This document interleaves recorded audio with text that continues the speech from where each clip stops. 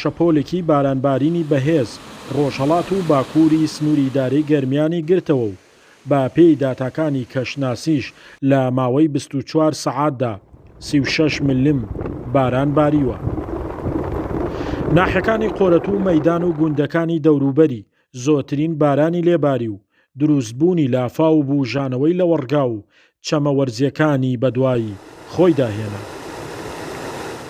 بارانبارینی شەوی ڕابردوو بارانێکی تیژ و هەرچەند سوودێکی وا نەبوو بوانێ ناوچێ، بەڵام لە مەیدان زیاتر گردەوە 36 ملم باران باری ئەتوانین بڵێن پەڵەی داوە و استفادەی هەیە بۆ ئاژەڵداریش و هەروە گژوگیا سەوزە بێت کە ئەو گژوگیانە سەوز بوو بۆ ئاژەڵ سوودی هەم بۆ ئاژەڵی کێوی هەم بۆ مەڕۆماڵاتی دێهاتەکان. جوتیاران و گوندنشینان خۆشحاڵن بە بارانبارینەکە چونکە زیانەکانی بارانبارینی ساڵی ڕابردوویان لەبیر نەکردووە. با دیوێکی تریشدا دەڵێن ئەمە بارانی پەڵە نەبوو، دیمەنی زەوی دوای باران هێشتا وشکە. هەرچەندەم بارانە ماوەی مان کە دوا کەوتە لە بەتایبەت لە سنووری گەرمیان، ئەم بارانەش لە زۆربەی ناوچەکانی گەرمیانی ڕۆژهەڵات پەڵەی داوە.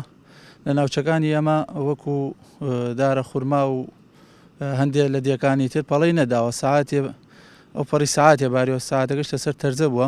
زۆر دڵخۆشین من بارانبارینە، زۆر دەمێکە چاوەڕێ ئەم بارانەینا، زۆر دڵمان خۆشە لەخوا بەزیای بێ. بەرهەمیە زۆرمانێ پارەکە خەسارێ زۆرمان کرد لەم سنوورە، لە بەرەم سنوورە دەیما، ئێستا زۆر باشە لەخوا بەزیای بێ بارانەکە. ساڵی ڕابردوو کەمترین ڕێژەی باران لە ناوچەکە باری و 150 ملیمی تێنەپەڕان، بەڵام بە پێی پێشبینیەکانی کەشناسی ئەم ساڵ ڕێژەی دابارین زیاتر دەبێت لە چاو ساڵی پاردا. شاخەوان محەممەد، کورسات نیوز، گەرمیان.